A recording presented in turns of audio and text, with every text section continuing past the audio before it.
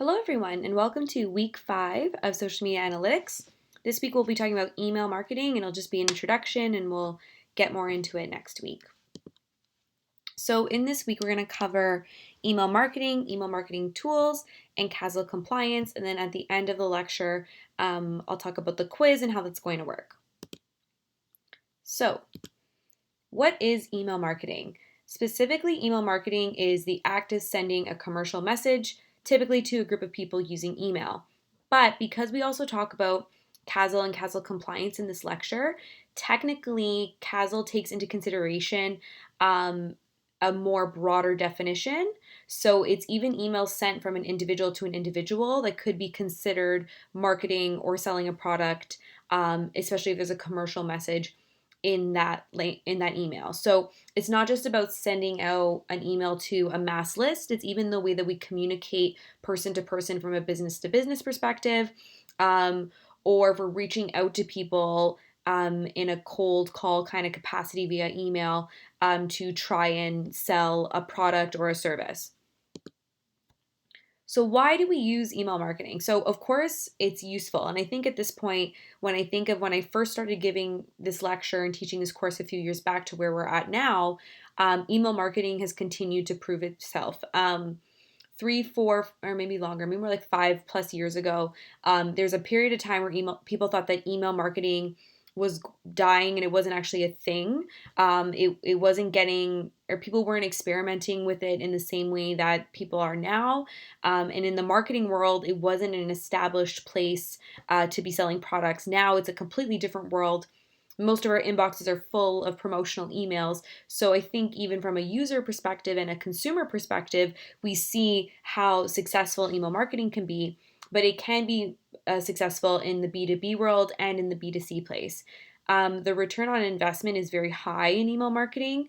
If you just do a quick Google search, you can see that across different industries, they're seeing higher click-through rates, they're seeing higher conversion rates, and they're really seeing the success of various types of email marketing strategies. Customer retention is a really big piece of this too.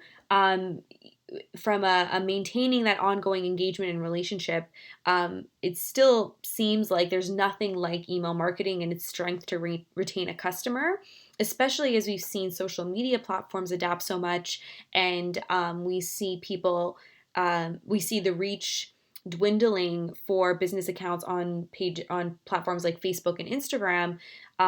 There's really nothing like email marketing in that it goes into this person's inbox directly. They either open it or they don't. And you can continue to tinker and tinker and tinker until you're producing content that gets people to open that email. It's also still, when you think across generations, the preferred method of communications for so many people. Email, in terms of people's experience online, was one of the first things that people had access to and were working with and using on a consistent basis from a communications perspective. So older generations are comfortable with email. They understand it. They understand how it functions. They know that if they go to their email, they're going to have these emails there. It's very much a comfortable process.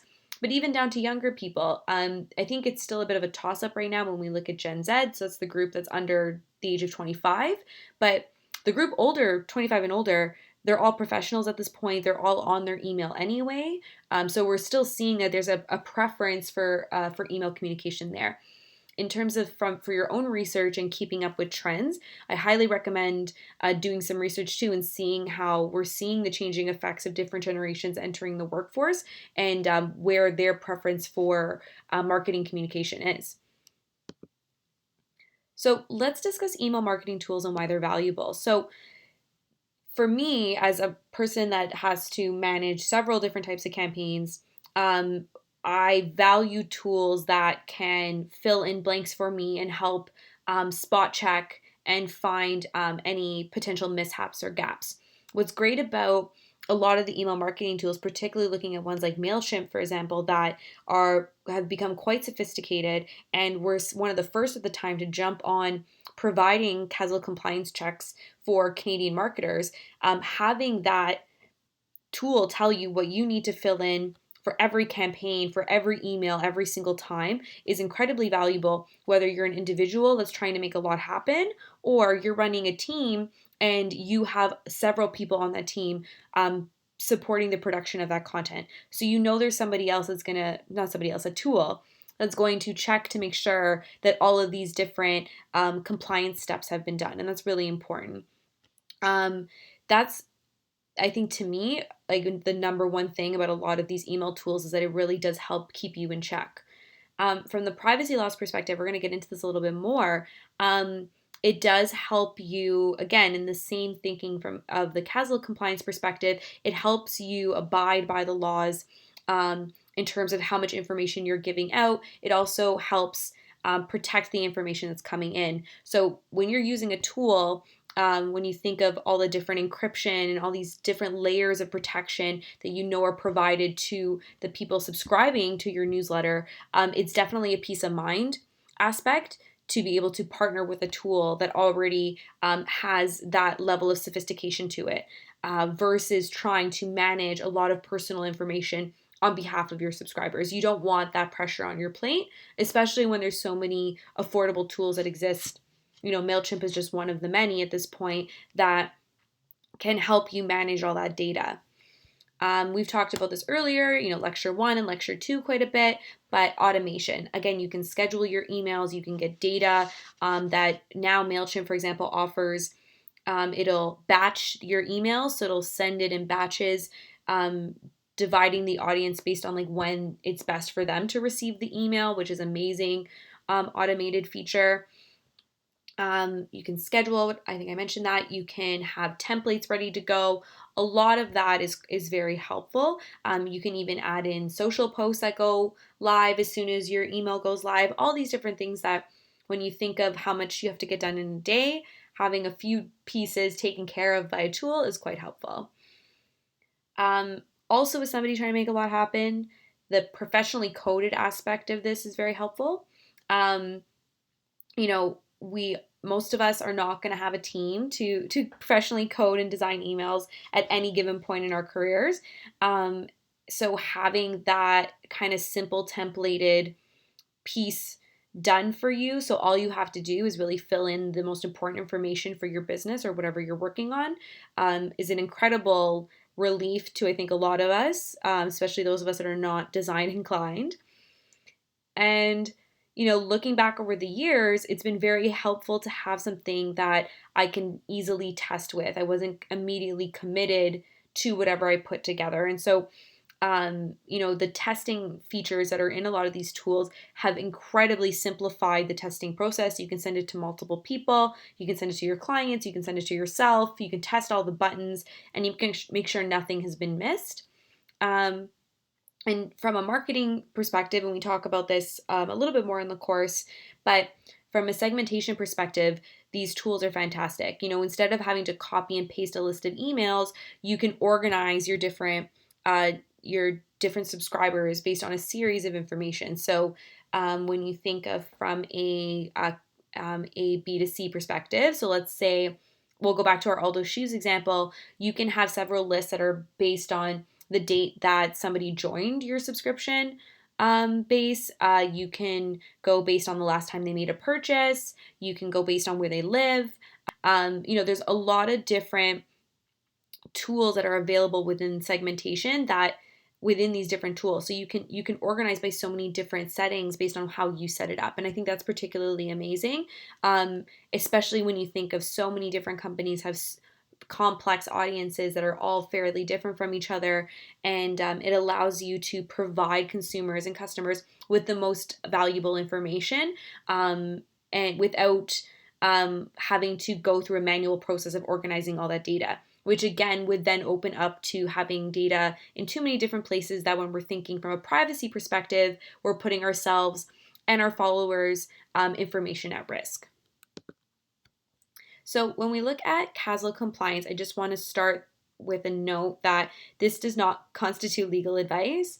If you in your career end up working on a fairly complex campaign, and you're dealing with multiple countries, you know, for example, like in Europe, there's a GDPR. that's where it starts to get a little bit trickier. And so I would highly recommend that at that point, you're seeking some additional support via it internally, and that you're working with an expert that can help guide and confirm that all of the decisions you're making as a team are within compliance in multiple countries. But even within Canada, for example, there's a lot of different resources available in addition to this course that allow you to double check and triple check and make sure that you are doing everything that you need to do. This is meant to be an introduction so that we're all very aware on how to be generally compliant, but then you want to make sure that you're checking if anything gets a little bit trickier and you're navigating some more complex campaigns. So what is CASL? It's Canada's anti-spam legislation. It came into effect July 1st, 2014, and it applies if you are in Canada or your recipients are in Canada. So that means that, yes, as a Canadian company, business, professional, you need to abide by these, but it also means that marketers that are targeting Canadians, they need to comply as well. It applies to all commercial electronic messages, which we're going to get into. And the enforcing responsibility is the Canadian Radio, Television, and Telecommunications Commission, so the CRTC. I've linked some pieces here that if you go to the additional resources folder, you can see the PDF version of this presentation. What's great about that is there's videos in here and there's infographics. I highly recommend reviewing them, especially before the quiz, and also just keeping them saved as somewhere that you regularly reference. So what counts as a CEM? Now, a CEM is basically any message in electronic format. So remember at the beginning of the lecture when I mentioned that email marketing is obviously marketing through email, but under CASL, there's other forms of electronic communication that they consider that need to be compliant to these laws. So it's basically anything that's been sent to an electronic address, which would include an email address or an SMS. So text message, iMessage, that whole world of messaging, WhatsApp messaging.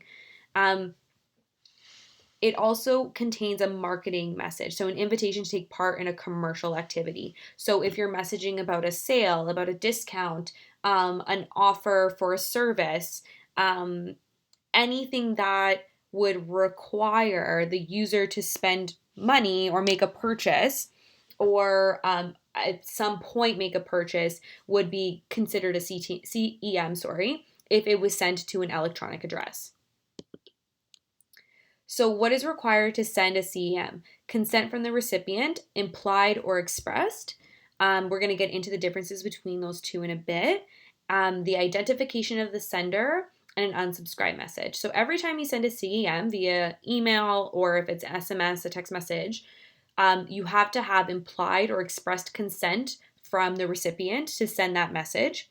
You need to identify who you are in the message, and you have to have a simple unsubscribe message. So you maybe have seen you've received text messages before that say, please reply stop to no longer receive these messages. That's a very clear unsubscribe mechanism. For example, I get these from Rogers. The first line says, from Rogers, communications, and it'll tell you, who's sending you that message. And then two, as a Rogers customer, I have given implied consent to receive text messages from them, be it for whatever business I have with them as their customer. So consent matters. When we're looking at the difference between implied and expressed consent, there's a very clear difference, and I think in the names of the two it's quite clear. But let's go through some examples. Or some explanations of the difference. So they're under implied consent. This includes a business deal in the past 24 months, a charity or government body and recipient donated, volunteered, or attended the event, a professional message sent to publicly available address, or an existing business professional or personal relationship. So this means that if you're sending from these businesses here and you haven't received, and they haven't signed up for a newsletter, let's say, you have implied consent to reach out to them because you either have a business deal in the past 24 months. So an example of this is an insurance broker. Technically, in all their legal language, it does have expressed consent, but just for the sake of argument, they've made a deal or they've purchased your insurance for you. They brokered that transaction, and then a year later, they're following up to see if you want to purchase a different type of insurance or you want to reevaluate what you've purchased. They have implied consent to continue to reach out to you for further purchases or to review existing purchases. For the charities and government bodies, but let's speak to charities as an example here. If a recipient has donated or volunteered or attended an event as required for them to give their email address, under CASL, they have implied consent to reach out to those recipients. That's, to an extent, they get a bit of special treatment because they're not trying to reach out for necessarily the point of sale. They're trying to reach out to further donations and build their base. Professional message sent to a publicly available address. This example is when, if you have a specific type of offer for a company. So you're almost in the old-fashioned way of cold calling. So let's say you are a social media strategist and you are trying to connect with agencies that offer work that is aligned to your work and you could provide support to their team. And they have an email address very clearly listed on their website that says info@adagency.ca. You can send a professional message to that publicly available email address, but you can't go use a tool to scrub all of the public email addresses of all the different agencies in Toronto. So this comes back to using bots to more quickly get that information. You need to go and seek out that specific email address manually and contact them just in the same way that you would pick up the phone and contact them. Also, you have an existing business, professional, or personal relationship. So again, if you have already been in contact with this person over the years, you're already working with them, maybe you've already worked with that ad agency before, you have implied consent to send them, some sort of email selling something or offering a service, or even if you have a personal relationship with them. At that point, it's expected that you already have a relationship where you could engage in that way with each other, so that doesn't necessarily count as non-compliant.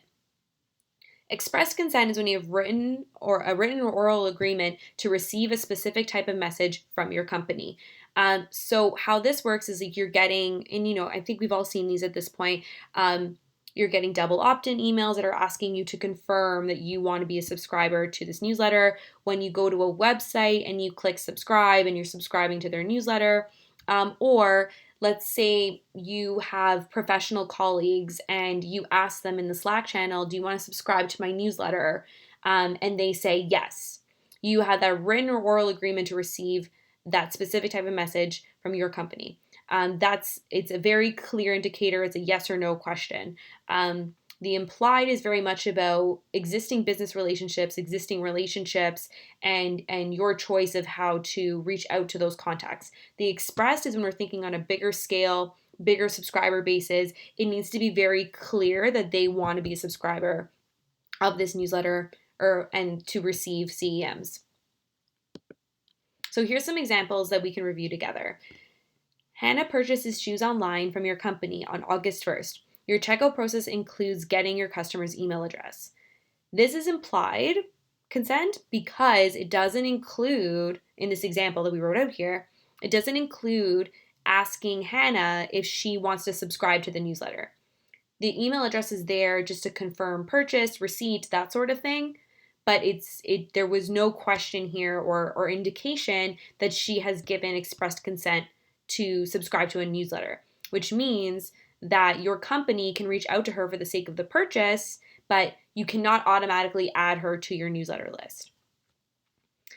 Julian buys a membership at Good Life Fitness and gives his email address as part of the application. Again, implied, because the intention here is they bought a membership, but they did not give express consent to receive any other form of CEM.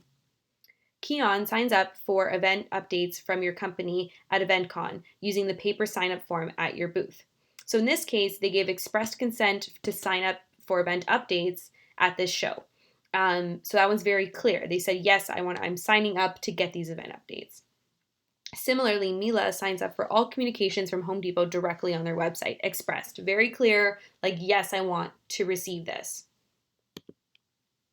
So for express consent, there must be an opt-in mechanism. So you cannot send an email to obtain expressed consent because that email is considered a CEM unless you have that implied consent already. This is part of a double opt-in. So if you have implied consent and you want to confirm or get expressed consent from that person to subscribe to your CEMs, that is appropriate. But you cannot jump over the implied consent rules and ignore them to try to get expressed consent from somebody that hasn't heard from you before, that you have no business relationship with, that their email was personal and you wouldn't have been able to find it otherwise, that if you got the email from someone else and you're requesting expressed consent from them. Asking for expressed consent in an email cannot be the first reach out unless you have implied consent. So all those rules for implied consent have to apply first, and then you can get expressed consent.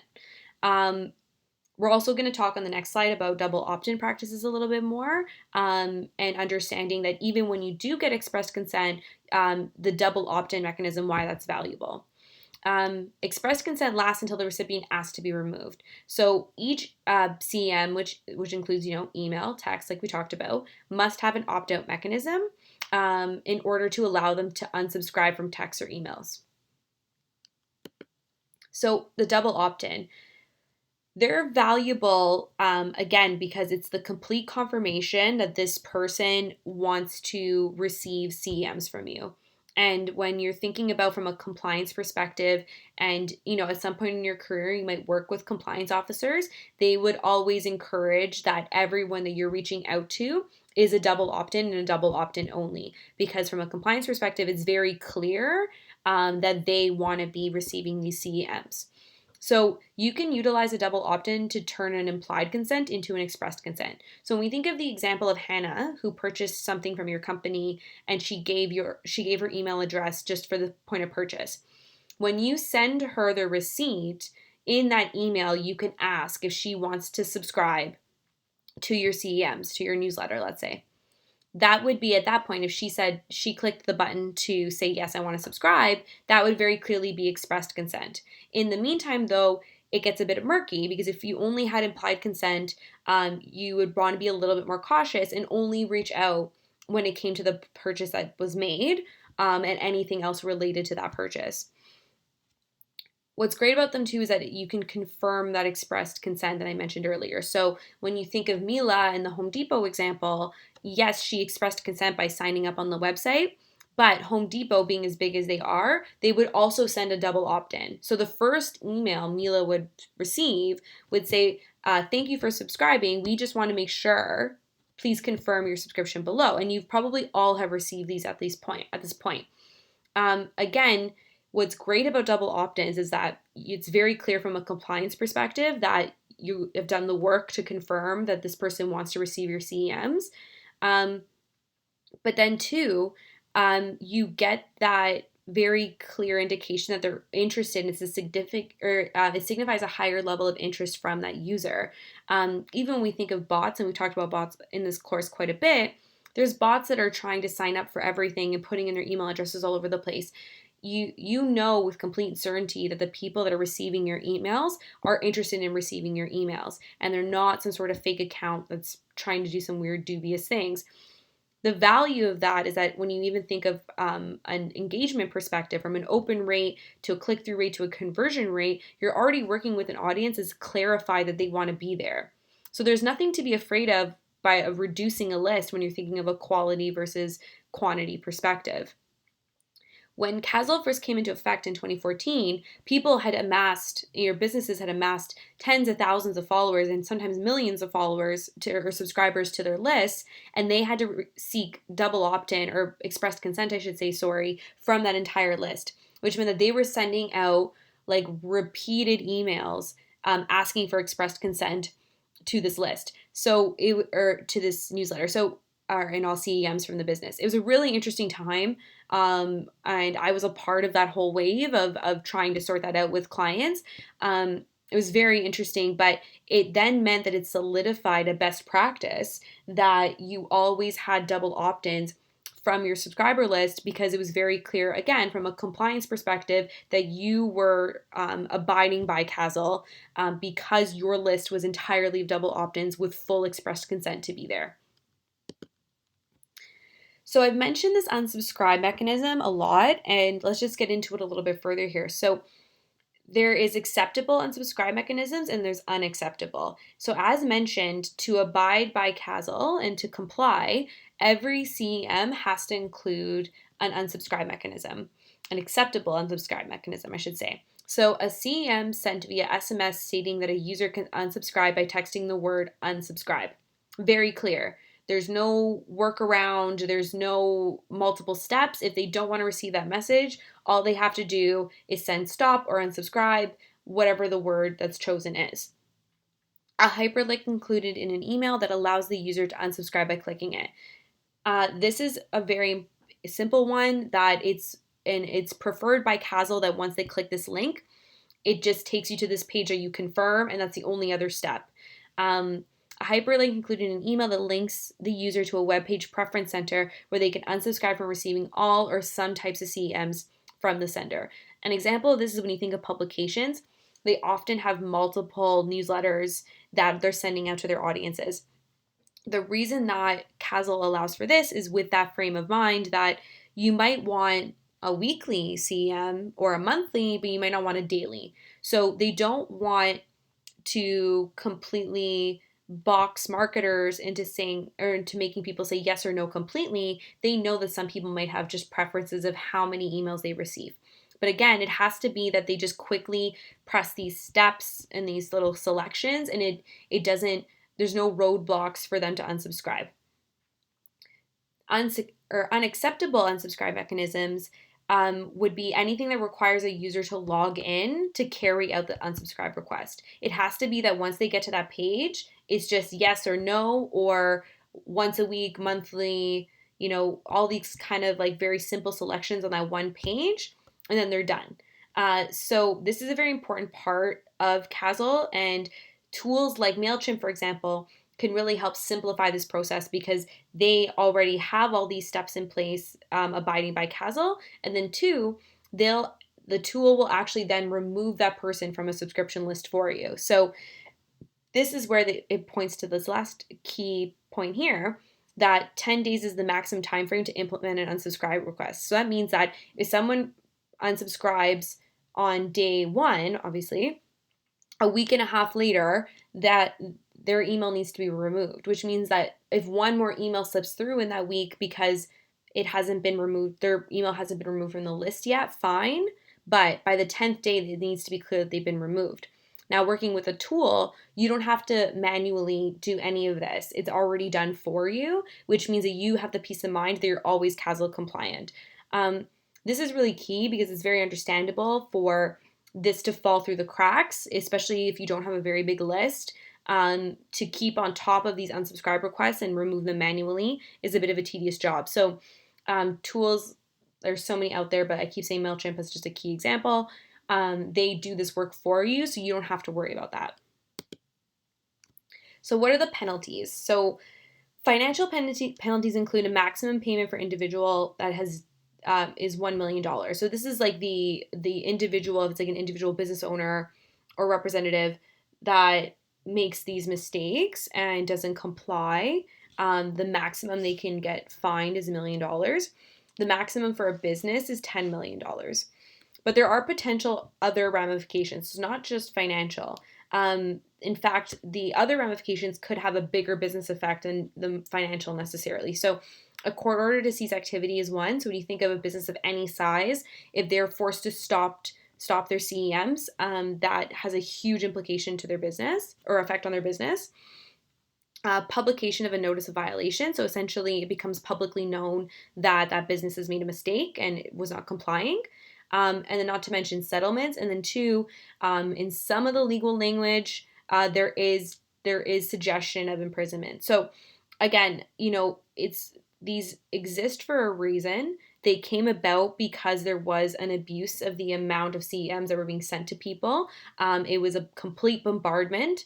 And this is all in place to protect consumers but also to encourage marketers to be more strategic with their reach outs and to allow for people to make choice and decisions on what they're receiving, when, why, and how. So the bottom line is err on the side of express consent whenever possible, or consent, sorry, whenever possible. So when I discussed the double opt-in, that's the example of that. Is that, you want to have that peace of mind that you are completely compliant. So if you constantly utilize a double opt-in strategy, you only reach out to those that have complete expressed consent, then you are erring on the side of caution and you don't have to be overly concerned. Use a professional email marketing tool to help with compliance. So look into MailChimp. A lot of the CRM tools include CASLA compliance.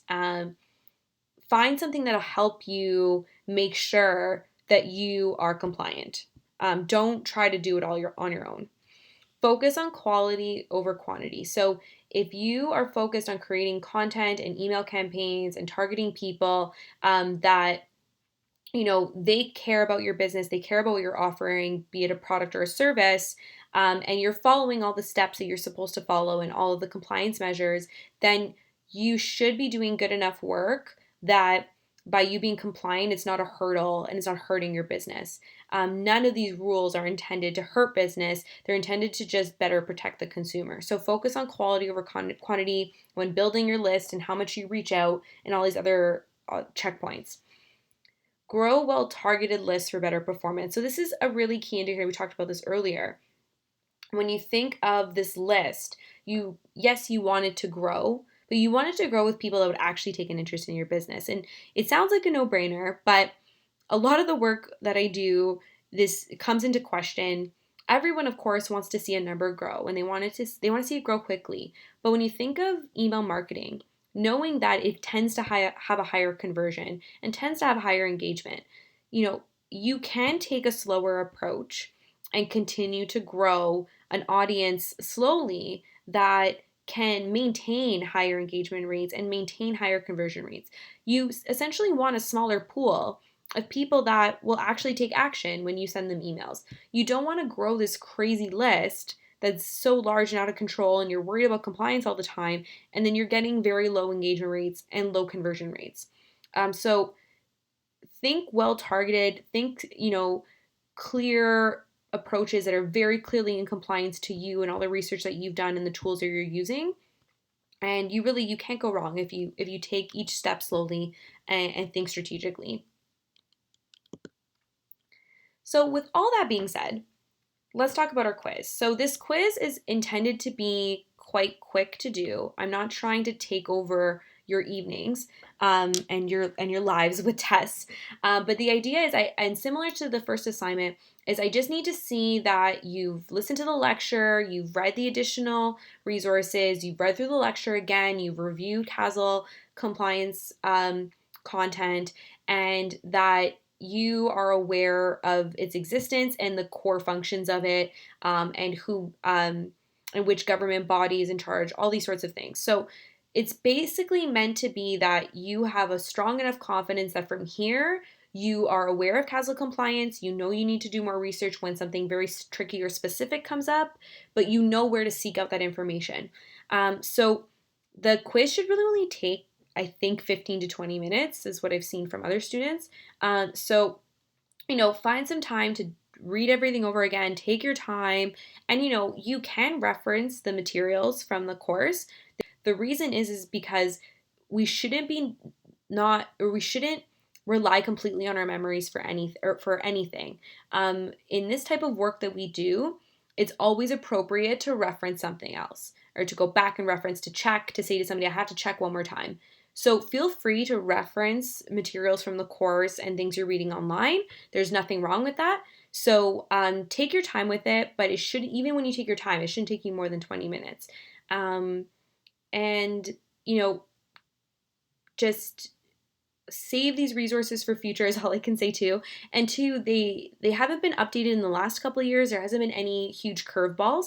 It seems to be about every 5 years there's a big kind of change in the positive, because they're trying to adapt to the industry too. So just keep up your knowledge and you all should be fine. I hope you're doing well, and I hope you enjoyed this week's lecture. Let me know if there's any questions, and have a great week, everyone.